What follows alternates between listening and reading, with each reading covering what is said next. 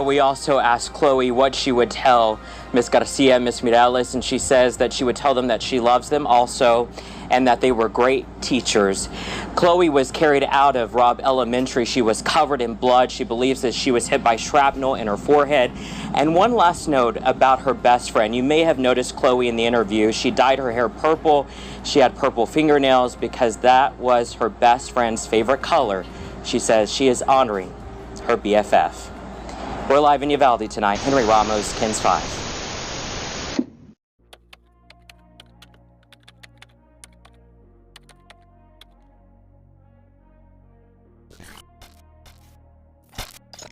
Hello and welcome back to Pretty Pessimistic. If you are returning, thank you for clicking on my videos every week. I appreciate that so much. And if you are new, thanks for choosing this video today. First, I want to say, by the title and the thumbnail, you know what today's video topic is, and it is very heavy. I usually wouldn't cover something so recent with small children because for me personally, any kind of harm being done to a child is gut-wrenching. It is very hard for me to keep it together at times, and because of that, I stay away from cases that involve small children for my own mental health. But today I want to talk about the school shooting in Uvalde, Texas. There are several things that piqued my interest, and I would like to discuss them and maybe get some of your guys' opinions. So, as usual, I want to jump right in.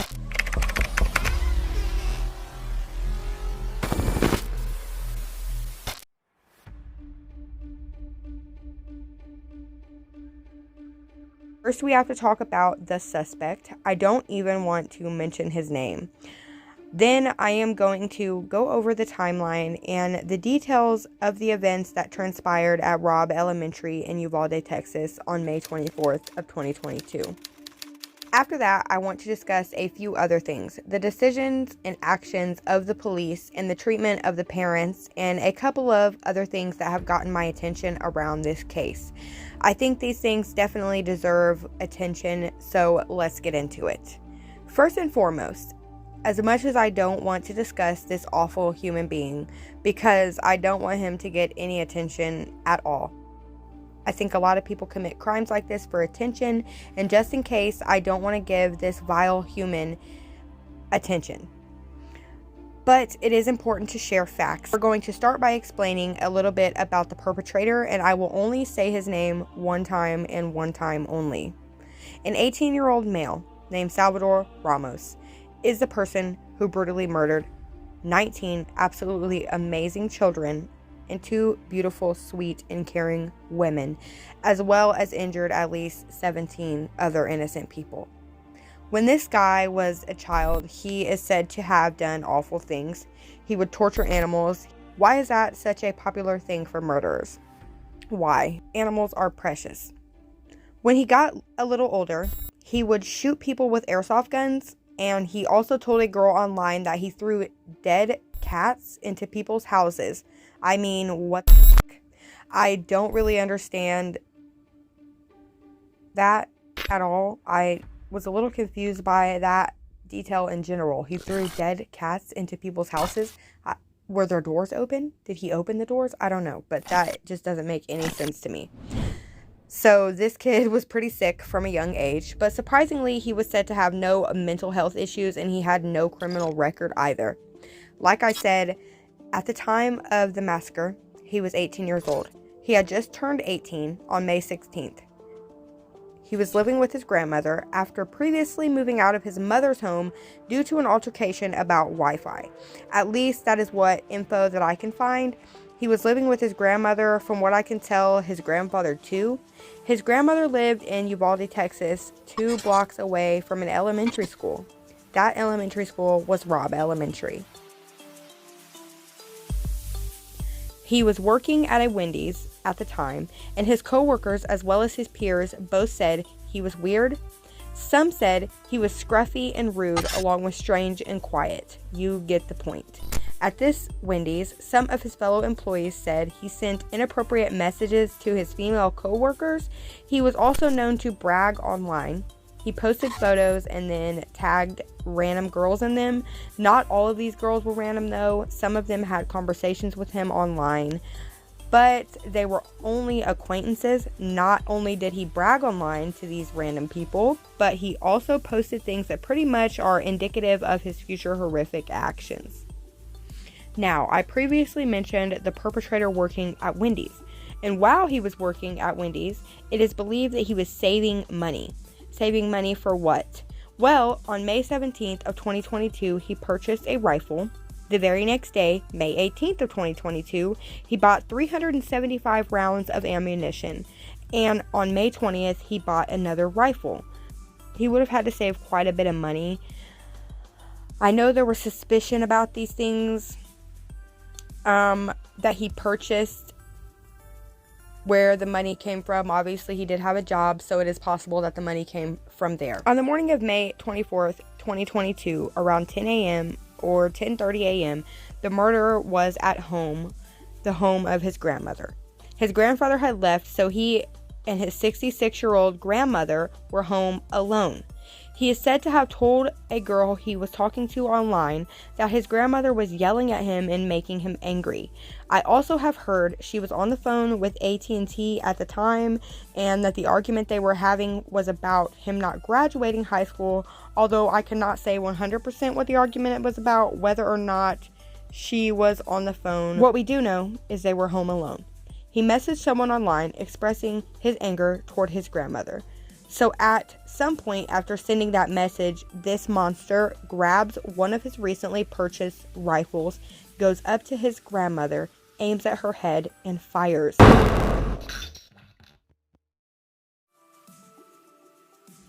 Then this sick person proceeds to do what he usually does and brag. He messaged a girl and tells her, quote, "I just shot my grandma in the head," unquote. Then proceeds to say, quote, "I'ma go shoot up an elementary school right now," unquote. Now maybe she didn't believe him because he did that, right? Bragged and gloated online. But needless to say, this girl did not immediately respond. But later that day, she sent a message to the perpetrator that simply said, quote, "I saw the news," unquote. Now let's get into the timeline of events after this terrible person shot his grandmother and sent the messages to his acquaintance. He stole the gray Ford pickup that belonged to his grandparents, as far as I could tell, and he took off headed to none other than Robb Elementary School. That was only 2 blocks from the house he was living at with his grandparents. He lived in that house behind us, and by all accounts, this is a beautiful neighborhood, a beautiful house. The neighbors have been friendly, the homes are small, they're quaint, the house is colorful, you can tell a lot of life was in there. It's incredible something so dark left that house yesterday. At 11:27 a.m., a teacher at Robb Elementary School was outside waiting on the delivery of supplies for an upcoming school dance. She had exited the school and propped open the door with a rock. If you have attended a school, at least in the US, the doors lock from the outside when they're shut, or at least they're supposed to. So like when you walk into a school door, someone has to open it for you. So either it opens from the inside or you have a key. So if you were to go out of the building, the door would shut behind you. She wouldn't be able to get back into the building. So that is the reason why she put the rock in between the door and the frame of the door. While the teacher was waiting outside for the delivery at 11:28 a.m., the gunman crashed into a barricade, which I have also heard it called a ditch and a ravine. Across the street from that barricade was a funeral home, with a couple of people inside who came out when they heard the crash to see what happened. The gunman fired at these 2 people, and they must have shouted, "He has a gun," because that teacher that was outside heard that, and at that point, she ran into the building and called 911.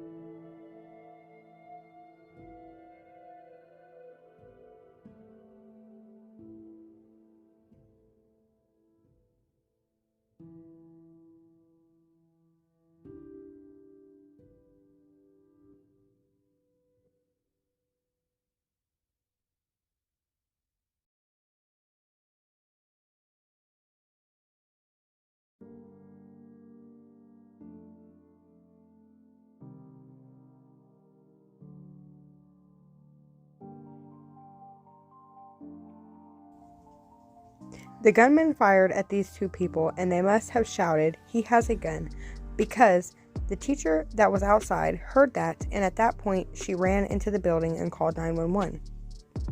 A resource officer that was close rushed to the scene, or may have already been there, but either way, he was possibly talking to what he thought was the gunman, but ended up being a teacher.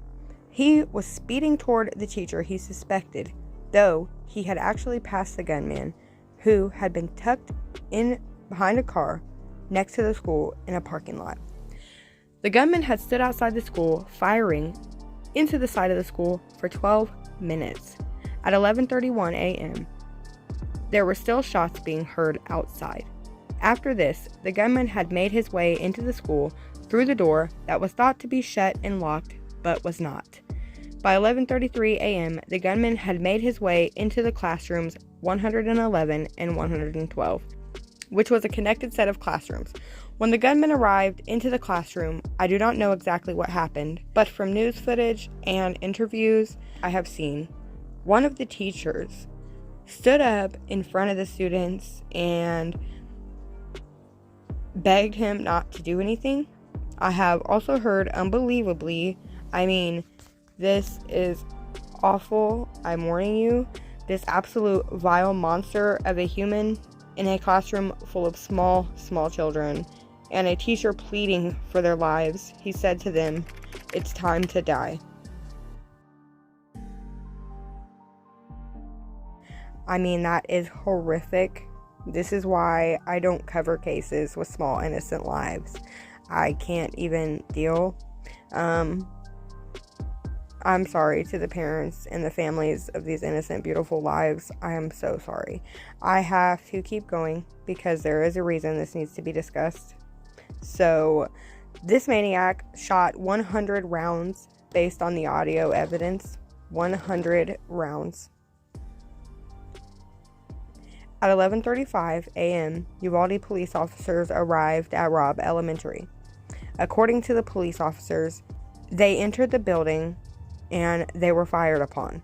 2 officers were grazed by bullets at that point, and they took cover in a hallway in the school and started calling in resources. More shots were fired in the classrooms at 11:37 a.m. Based on the audio evidence, there were shots fired in either room 111 or room 112, or both, approximately at 11:37 a.m. for 16 seconds, 11:38 a.m., 11:40 a.m., and 11:44 a.m. At 11:51 a.m., more Uvalde police officers arrived on scene. At 11:58 a.m., students were seen being ushered out of windows on the side of the school. By 12:03 p.m., there was speculated to be at least 19 officers in the hallway in the school. There are a couple different reasons as to why these officers hadn't moved forward yet. We will discuss those later. Also, at 12:03 p.m., while all those officers are in the hallway, a call came into 911 from room 111 or 112. It was a little girl asking for help.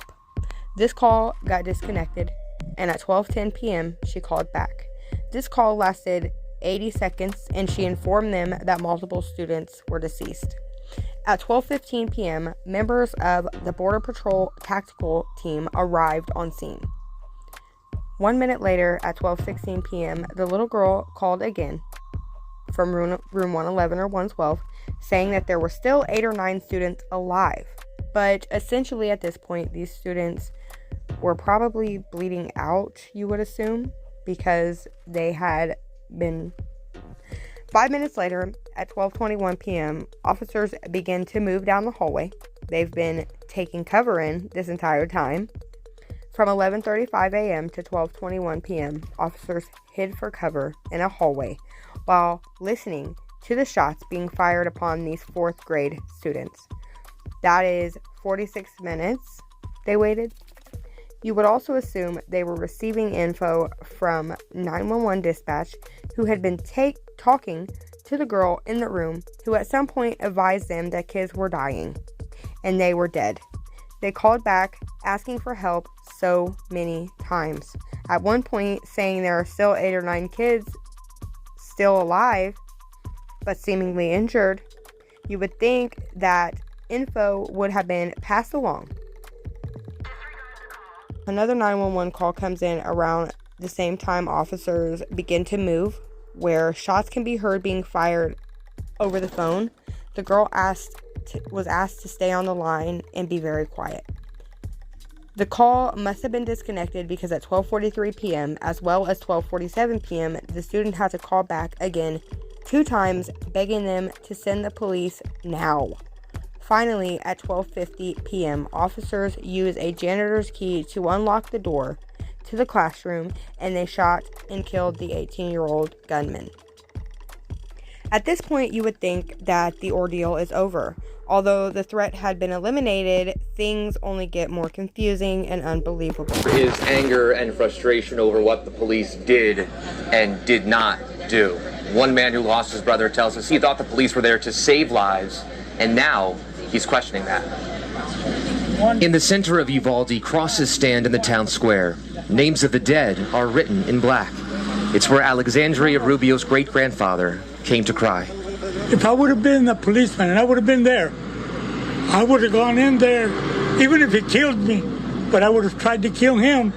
Investigators in Texas are unveiling a series of missteps. The gunman walked in through a back door propped open by a teacher who went outside after the gunman crashed his truck. The teacher went back inside to get their phone to call 911, and the door stayed open. It wasn't supposed to be propped up, it was supposed to be locked. The school resource officer was nowhere to be found. He was not on campus. Officers waited in the hallway for nearly 45 minutes as children inside called 911. She asked 911 to please send the police now. It's not clear how many children died as police waited for a janitor's keys and a tactical team to arrive. Parents were screaming. You know that there are kids, right? They're little kids. They don't know how to defend themselves. If I thought it would help out, apologize. They could have dealt with the situation. They could have protected the kids. Matza Montemayor says in the school the gunman had dozens of targets. Police only had one. Why did they try something? Why did they go through the windows? No, they're policemen. They're supposed to put their life on the line. Why didn't they? Ruben told us he's going to miss his great-granddaughter's cooking. She used to make him cookies and deliver them to her great-grandfather. That will never happen again. At this point, I am going to stop here. I need to take a break. Mentally, this is very hard even to fathom. I cannot imagine how the parents feel right now. I will make a part 2, and we will discuss all of the insanity that transpired after this massacre occurred.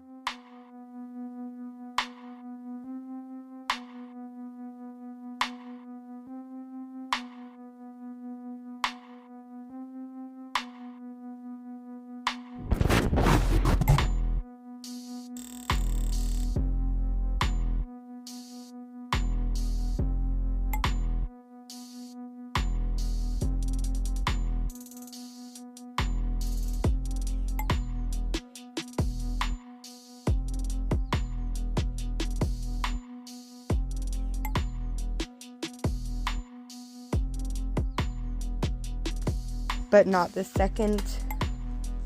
I can't.